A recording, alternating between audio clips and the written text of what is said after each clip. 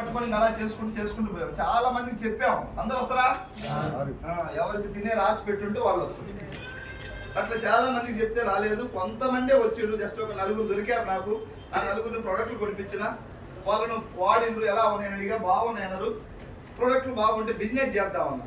Business చేయడానికి నాకు అంత టైం లేదు, నేను జాబ్ ప్రిపేర్ అవుతున్నాను ఒక అతను. ఆల్రెడీ నేను జాబ్ చేస్తున్నాను ఇంకొక ఆయన, నేను లారీ ఓనర్ అని ఇంకొక అతను అన్నాడు. సో ఇలా టైం లేదు. మీటింగ్ చేసుకుని కూర్చోబెడితే ఇది ఎంత గొప్పదో అర్థమైతే టైం దొరుకుతుంది. రేపు పొద్దుగా నువ్వు ఎక్కడికైనా ఎవరైనా మీ ఇంటికి వస్తున్నారని చెప్పారు, నీకన్నా చిన్న స్థాయి వ్యక్తి, నువ్వేమంటావు? నేను విజయవాడ వెళ్తున్నాను అంటావు, అవునా కదా? నీకన్నా పెద్ద స్థాయి వ్యక్తి వస్తున్నానంటే, లేదా ఒక ఎమ్మెల్యే మీ ఇంటికి వస్తున్నానంటే విజయవాడ పోతున్నా అంటావా? ఇది ఎంతదో తెలిస్తే ఆ మాట ఇది మీ ఇంటికి వచ్చింది సబూన్ కంపెనీ కాబట్టి నేను జాబ్ ప్రిపేర్ అవుతున్నాను అంటున్నాను.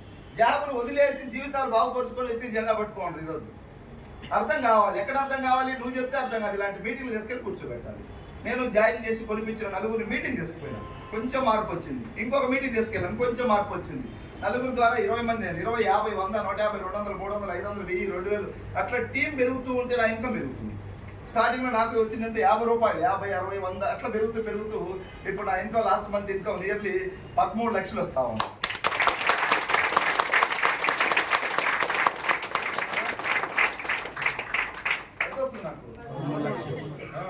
ఫేస్ లో ఫీలింగ్స్ కనపడాలంటే నాకు కూడా వస్తాయి ఒక రోజు.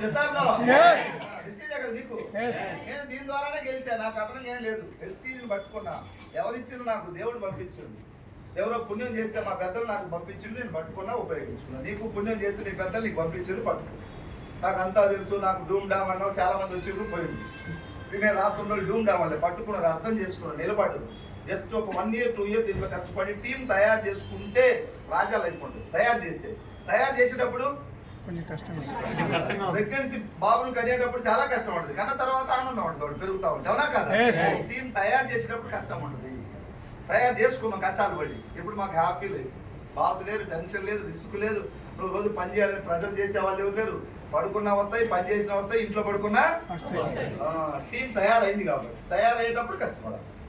మేము చాలా ఒక సంవత్సరం 2 సంవత్సరాలు బాగా కష్టపడ్డా. నేను అక్కడి నుంచి వెళ్ళిపోయింది. ఇప్పుడు వెస్టీజీ ద్వారా 6 years జర్నీలో నియర్లీ నా ఇన్కమ్ మొత్తం టోటల్ చేస్తే దగ్గర 3 కోట్లకు వచ్చింది.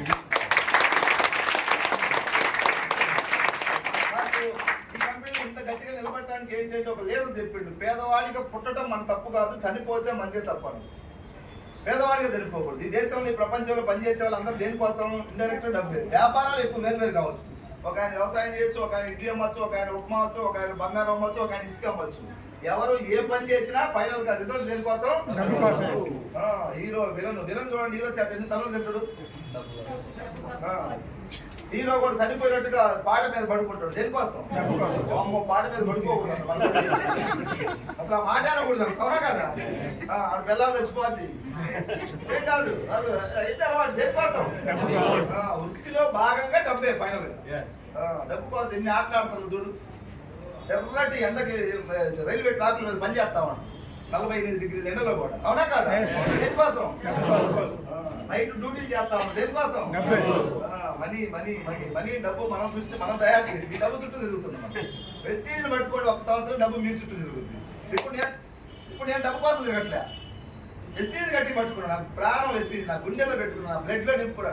అను వెస్టీజ్ నింపుకుంటే ఈరోజు నెలకు 13 లక్షలు నా చుట్టూ వచ్చి పడుతుంది. నేను డబ్బు కావాలనుకుంటున్నాను.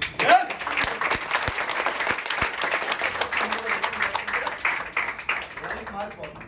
పోనీ నా ఒక్కడిదే